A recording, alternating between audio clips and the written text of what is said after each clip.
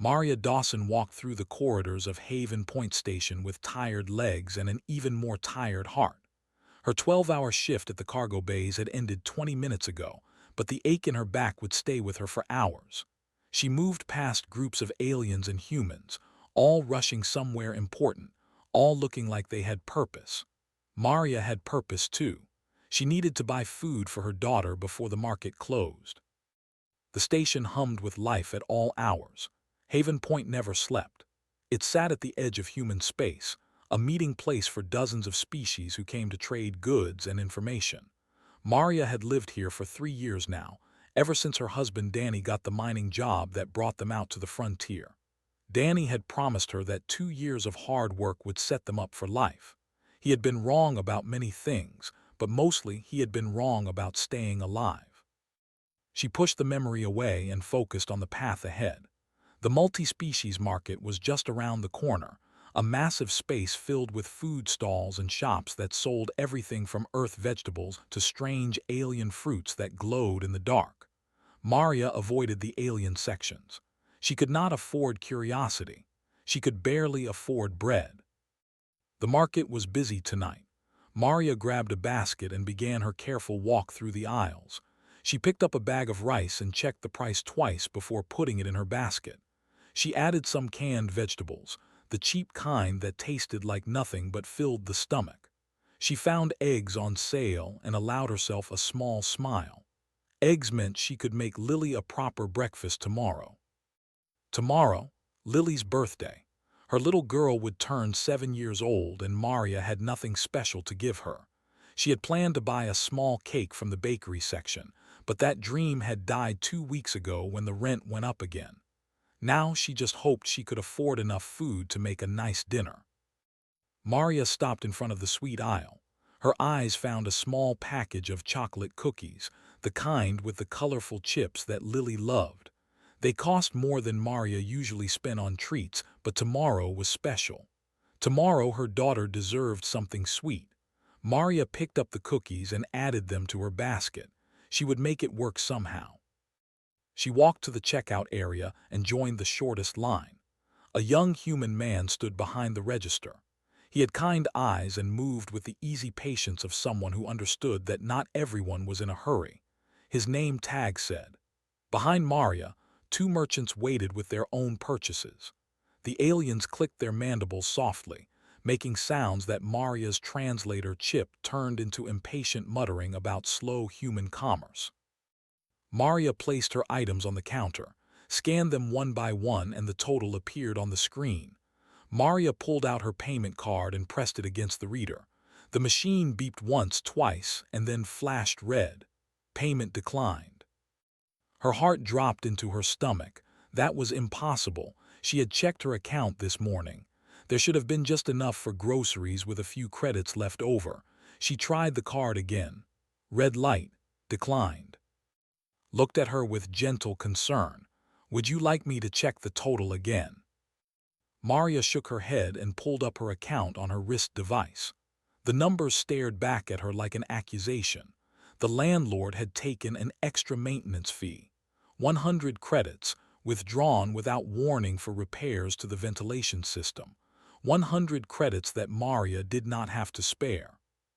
The behind her clicked louder. Her translator picked up their words clearly now. This delay is unacceptable. Why do humans tolerate such inefficiency in their commerce systems? Maria's face burned with shame. She looked at her basket, at the careful collection of food that would have fed her daughter for a week, and she began to make choices no mother should have to make. I need to put some things back, she whispered. She reached for the chocolate cookies first. Lily's birthday treat. Maria picked up the package and set it aside. Then she removed the eggs, then half the canned vegetables. Each item she removed felt like a small death, a tiny failure that added up to the larger failure of her life. Watched her with something painful in his expression. He did not rush her. He did not look impatient. He simply waited while she dismantled her hopes one grocery item at a time. They were not so patient. This is absurd, one of them said. In markets, those who cannot pay simply do not eat. It teaches efficiency and proper resource management. This display of poverty is offensive to witness." Maria wanted to say something. She wanted to explain that she worked harder than anyone on this station, that she took every extra shift available, that she had not bought herself anything new in over a year. But what would be the point? They did not understand human struggles. They did not understand struggle at all. Their society had no room for those who fell behind. She finished removing items until the total matched what remained in her account, scanned her card again, and this time the light flashed green. Maria gathered her reduced groceries in silence. She could not look at anyone. She could not bear to see pity or contempt. The chocolate cookies sat on the counter, abandoned. Such a small thing, such a small price for a child's happiness, but even small prices were too high when you had nothing. Maria turned to leave, her basket pathetically light in her hands. She thought about Lily waiting at home, drawing pictures and singing songs, completely unaware that tomorrow would be a birthday without cake, without treats, without anything special at all. Maria had promised herself that she would never let her daughter feel poor. She was breaking that promise with every step toward the exit. She was almost at the door when she heard his voice behind her. "Ma'am, excuse me, ma'am." Maria stopped but did not turn around. She could not handle more embarrassment. She could not handle another person telling her that her card was rejected or that she had forgotten something. "Ma'am, you forgot your cookies." Now she turned, stood there holding the package of chocolate cookies, the ones with the colorful chips, the ones she had put back because birthday treats were luxuries she could not afford. He walked toward her and placed them gently in her basket. "I think these belong with you," he said. Maria opened her mouth to protest, to explain that she had not paid for them, that there must be some mistake, but just smiled, and in that smile she saw something she had not seen in a very long time. She saw hope. Maria stared at the cookies in her basket, then back at. Her mind refused to understand what was happening. She had removed these items. She had accepted that she could not afford them. Now this stranger was giving them back like they had always belonged to her. "I did not pay for these," she said. Her voice came out small and confused. Shrugged like it was nothing, like paying for a stranger's groceries was something people did every day. "My mom raised me alone too. I remember what it was like when she had to put things back at the store. I remember the look on her face. Same look you have right now." He reached under his register and pulled out the eggs and the canned vegetables that Maria had also removed. He placed them in her basket one by one, filling it back up with all the things she had been forced to abandon.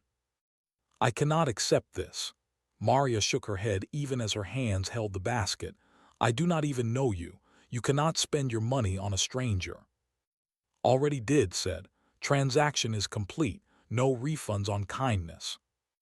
Maria felt something break inside her chest, but it was not a bad kind of breaking. It was more like ice cracking after a long winter, letting something warm flow through. Tears gathered in her eyes, and she did not try to stop them. She had been strong for so long.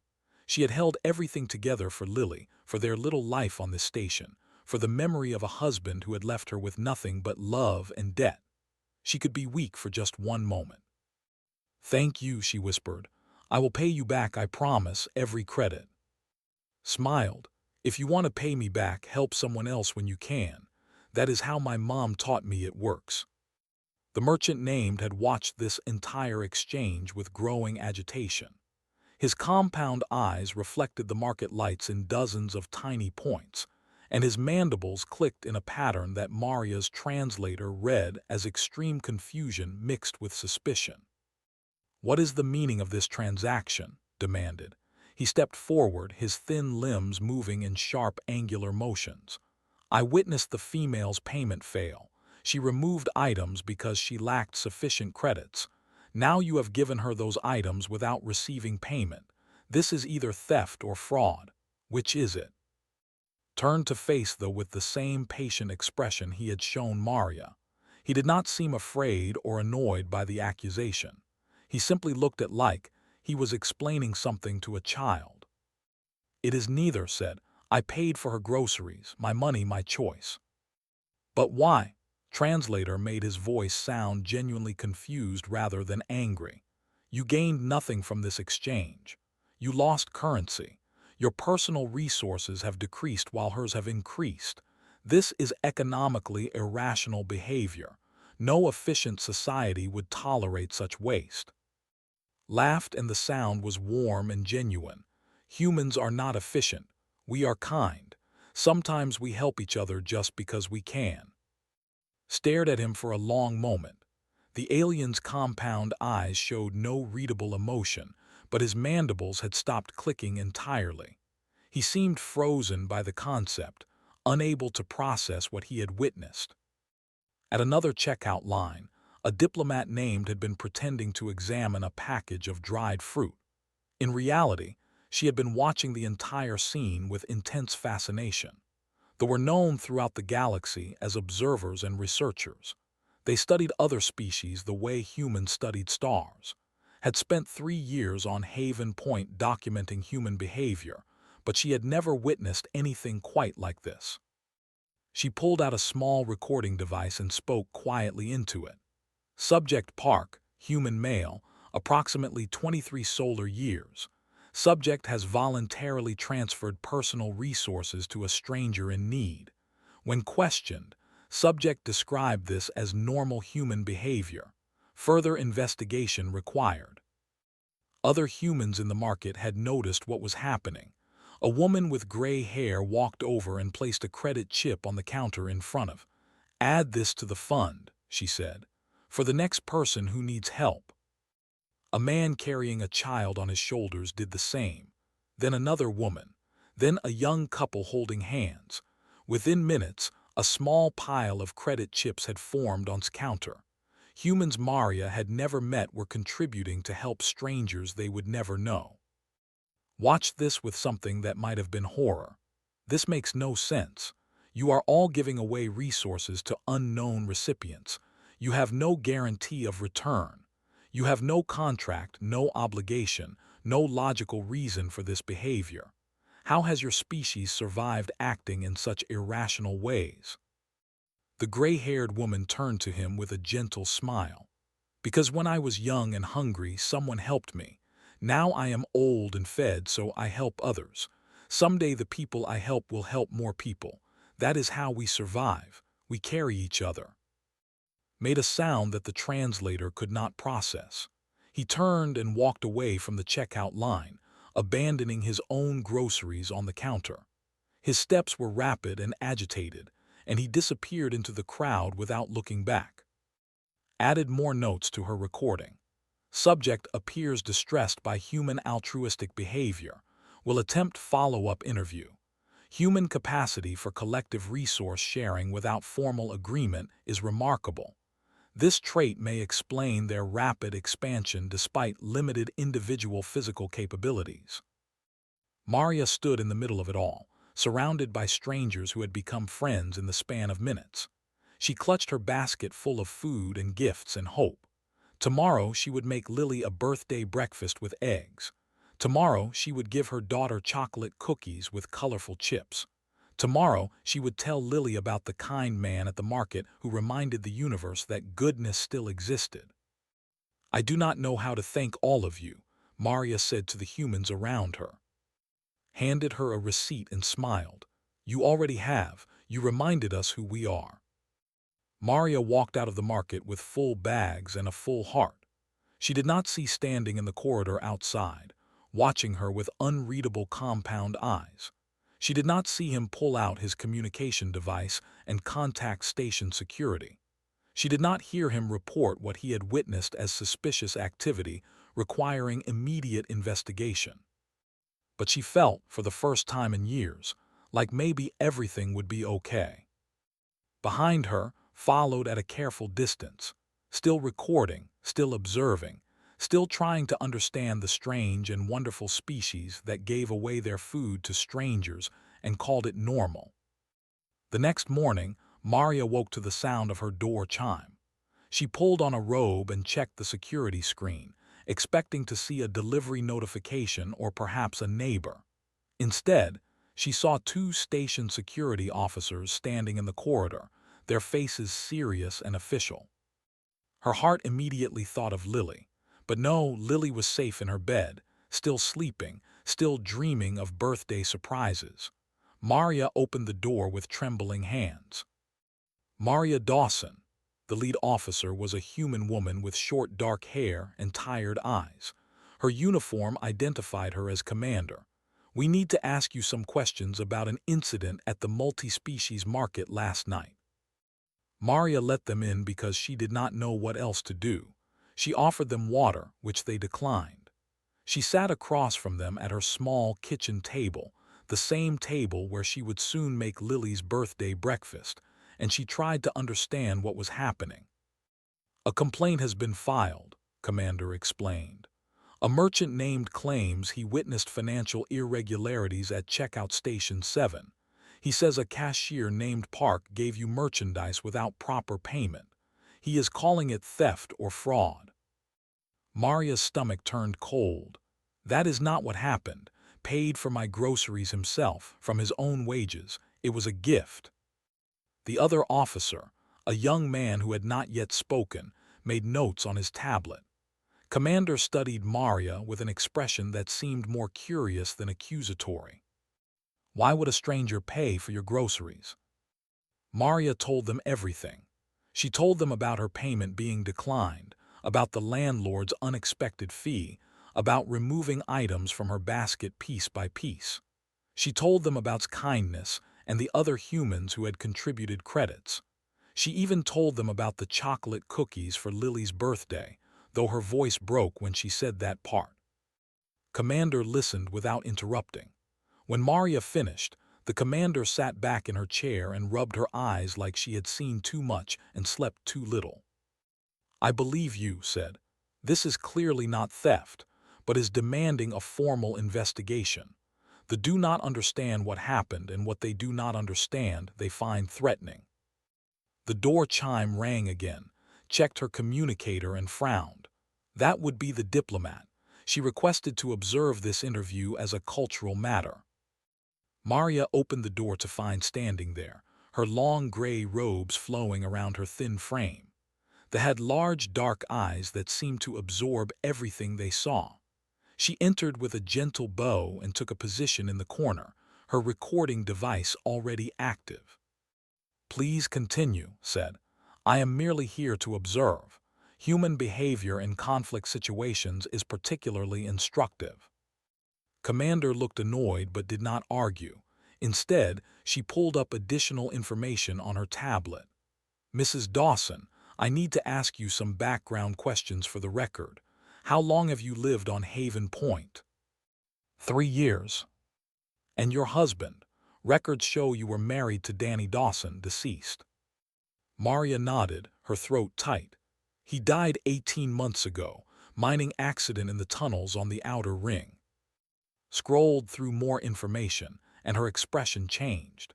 She read something on the screen that made her sit up, made her look at Maria with new understanding. "According to this report, your husband died during a tunnel collapse in Section 47 of the mining operation. He was not working in that section. He heard the alarms and ran toward the collapse instead of away from it." Paused. "He pulled 4 miners to safety before the secondary collapse buried him. Your husband died saving lives." The room went very quiet. Maria had not talked about that day in a long time. She had tried not to think about Danny running toward danger while everyone else ran away. She had tried not to think about the 4 who lived because her husband did not. "Yes," Maria said, "that is what happened." Shook her head slowly. "The mining company did not compensate you.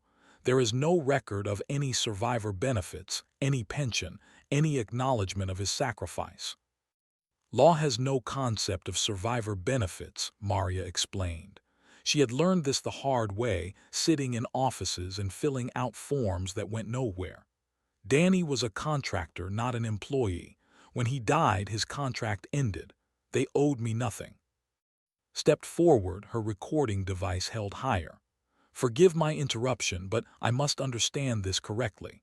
A human died saving lives and provided no support to his surviving family. Is this accurate? Yes. Made a sound that might have been sadness or might have been fascination. And yet yesterday, when a merchant accused you of theft, you did not mention your husband's sacrifice. You did not use it as a defense or a justification. Why? Maria looked at the diplomat with genuine confusion. Why would I mention it? Danny did what was right because it was right, not because he expected something in return. That is what humans do. Commander closed her tablet and stood.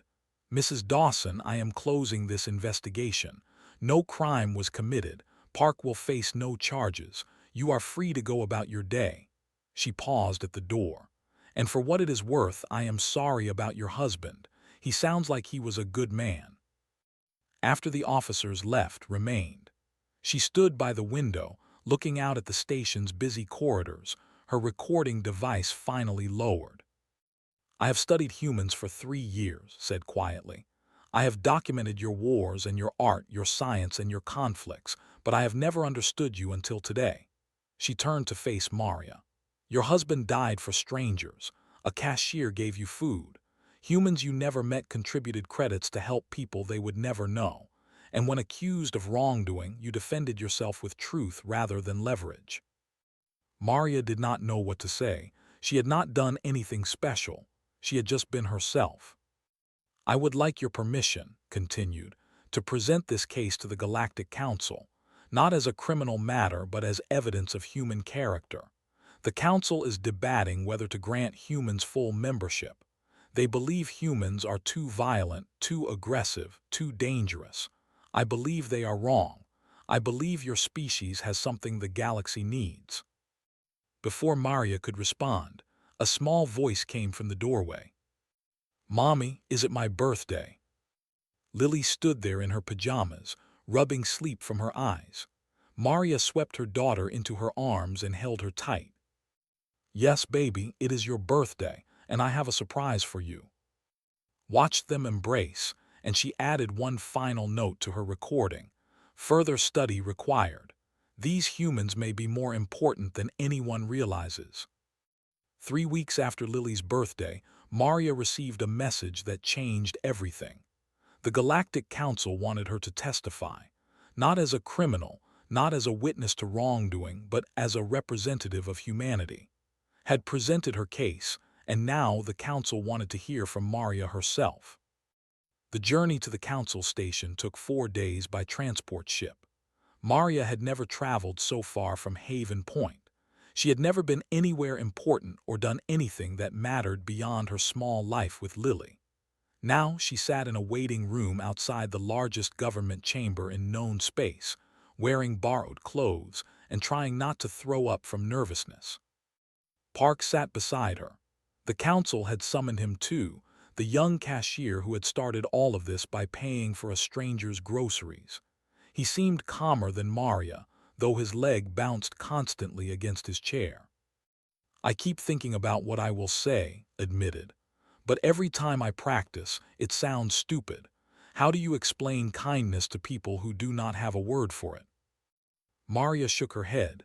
I do not know. I still do not understand why any of this matters so much. You bought me cookies, that is all. That is everything, said a voice from the doorway. Entered the waiting room with flowing robes and her ever-present recording device. Behind her walked Commander, who had been called to provide official testimony about the investigation. And behind, moving with the sharp angular motions that Maria remembered too well, came. Maria tensed at the sight of the who had accused her of theft, but something was different about him now.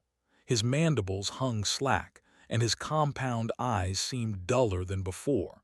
He looked like someone carrying a weight too heavy for his frame. Mrs. Dawson said. His translator made his voice flat, but Maria could hear something beneath the words, something like shame. I have requested permission to speak to you before the council session. Maria glanced at who nodded encouragingly. Go ahead, Maria said. His mandibles clicked once, twice, 3 times before he spoke again. When I reported you to security, I believed I was exposing corruption. I believed that what I witnessed was impossible, that no rational being would give away resources without expectation of return. I was wrong. He paused and the silence stretched long. I have since learned about your husband. I have learned that he died saving 4 miners. I have learned that one of those miners was my own brother. Maria's breath caught in her throat. She had never known the names of the people Danny saved. She had never wanted to know. It would have made the grief too personal, too specific, too real. Your husband gave his life for my brother, continued. And when the tunnels collapsed, when my brother emerged alive and your husband did not, we gave you nothing. We followed our laws. We honored our customs. We told ourselves that we owed you nothing because that is what law says. His mandibles clicked rapidly now, the equivalent of emotional distress. But watching you in that market, watching you put back food for your child because you could not afford it, watching a stranger help you when your husband's sacrifice earned you nothing from us, I understood something for the first time. Your laws are different from ours. Your customs make no logical sense, but perhaps logic is not everything. A chime sounded, indicating that the council session was about to begin, gestured toward the massive doors. It is time. The council chamber was enormous. Representatives from 63 species sat in curved rows that rose toward a distant ceiling. Lights floated overhead, adjusting their spectrum to accommodate the visual needs of different aliens. At the center of it all stood a single podium where Maria would speak.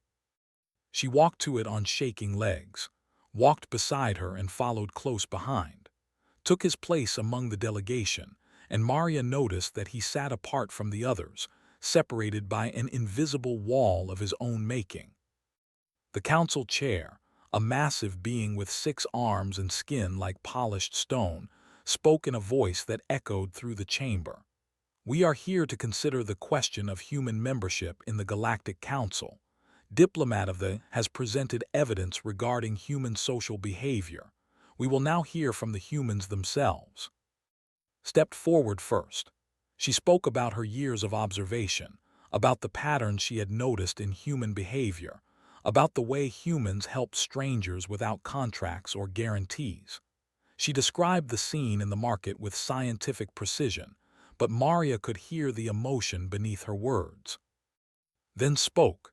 He told them about his mother, about growing up poor, about learning that the only way to survive was to take care of each other. He said that he did not pay for Maria's groceries because he expected anything in return. He did it because that was what humans did. Finally, it was Maria's turn. She looked out at the alien faces, at the representatives of species that had traveled between stars while humans were still learning to farm. She thought about Danny, about Lily, about the chocolate cookies that had started a diplomatic incident. And she spoke simply, the way she always spoke, because she did not know any other way. My husband died saving people he did not know, she said. He ran toward danger when everyone else ran away. No one asked him to do it. No one paid him to do it. He did it because that is who he was. The chamber was silent, every eye focused on her. When I could not afford food for my daughter, a stranger helped me. Other strangers helped too. No one asked them to do it. No one paid them to do it. They did it because that is who humans are. Maria paused, searching for the right words. You asked why humans should join the council. You worry that we are too violent, too dangerous, too aggressive. And maybe you are right. We fight wars. We hurt each other. We make terrible mistakes. She looked directly at the council chair. But we also run toward collapsing tunnels. We buy groceries for strangers. We carry each other when we fall. If helping others is weakness, then yes, humans are weak. But I have seen your efficient societies. I have seen what happens when no one helps anyone. And I think maybe the galaxy needs a little weakness. The chamber erupted in noise. Dozens of species talked and clicked and hummed at once. Some seemed angry. Some seemed confused, but others, including several humans watching from the visitor gallery, seemed moved. When the noise died down, the council chair spoke again. "You ask us to value compassion over efficiency, to trust a species that gives without expecting return. This is unprecedented in galactic history." Maria smiled. So was flying, so was reaching the stars. Humans do unprecedented things. It is kind of our specialty. The chair made a sound that might have been a laugh. "The council will deliberate.